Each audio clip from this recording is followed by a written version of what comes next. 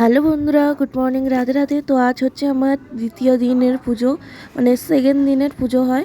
মানে প্রত্যেক রবিবার এবার পুজো হবে। কার্তিক মাসের লাস্ট দিনে পুজোটা যেমন ঘরটা আমি বসাই, তেমনই কিন্তু প্রত্যেক রবিবার পুরো 5টা রবিবার আমাদের এভাবেই পুজো হবে। তাই আমি সেকেন্ড দিনের পুজোর আয়োজন করে নিয়েছি, এখানে দেখতেই পাচ্ছ। আর আমি পুজো কমপ্লিট করে নিলাম। যেহেতু পুজোর আগে রক্ত দিতে নেই, তাই পুজো করার পরে কিন্তু এখানে আমি রক্ত পরীক্ষাটা করে নিলাম, কারণ আমার একটা রক্ত টেস্ট করার ছিল তার জন্য। তবে খাওয়ার পরে কিন্তু আমি এখানে ঘুমিয়ে পড়েছি। ঘুম দিয়ে উঠেই দেখতে পাচ্ছি আমার মুখ চোখের অবস্থা। শরীরটা একদমই ভালো ছিল না, কিন্তু দাদা বৌদি বরের জোরাজুরিতে আর দুই একটা দাদা গেছিলো, তো তাদের জোরাজুরিতে কিন্তু আমি বাধ্য হয়ে পড়ে কিন্তু চলে গেছিলাম কিন্তু সিনেমা দেখতে। তো আজ আমি ফার্স্ট টাইম সিনেমা দেখতে যাচ্ছি, অনুভূতি কিছুটা অন্যরকম। আরেকদিকে শরীরটা খারাপ, তো একদমই ভালো লাগছিল না। এখানে আমি রেডি সেডি হয়ে চলে যাচ্ছিলাম সিনেমা দেখতে। তো চলো, কি সিনেমা দেখছি, কোন হলে যাচ্ছি, পুরোটা তোমাদের সাথে সব শেয়ার করব। আজকে যেতে যেতে যে এত বিপদের মধ্যে পড়বো বুঝতেই পারিনি। প্রচুর জ্যাম ছিল সারা রাস্তা। তারপর গাড়ি থেকে নেমে কিছুটা হাঁটা শুরু করলাম। এটা ডাকবাংলো রোডের থেকে অপোজিট সাইডে যেতে হচ্ছিলো। আর সিনেমার হলটার নাম ঠিক আমার মনে নেই, তোমাদের হয়তো ভিডিওর ভেতরে আমি দেখিয়ে দিতে পারবো। তো এখানে বর আর আমি একসাথে হাঁটছিলাম, সামনে দাদা আর ভাইপো হাঁটছিল, পেছন দিকে বৌদি আর দাদা হাঁটছিল। তো এইভাবেই কিন্তু আমরা সবাই মিলে বেরিয়ে পড়েছিলাম।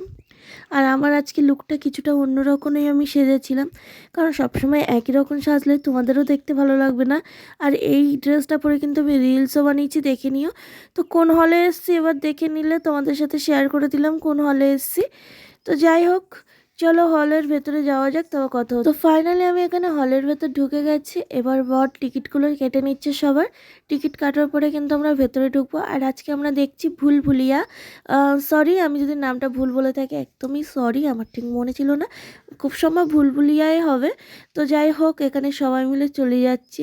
আর বাথরুমে কি গন্ধ, সেটাই আমরা কিন্তু একে অপরের সাথে গল্প করতে করতে চলে যাচ্ছিলাম, কারণ ওদের নিচের বাথরুমটা একদমই পরিষ্কার ছিল না। তারপর মুভি শুরু হয়ে গেছে, আমরা হলে গিয়ে বসে পড়েছিলাম।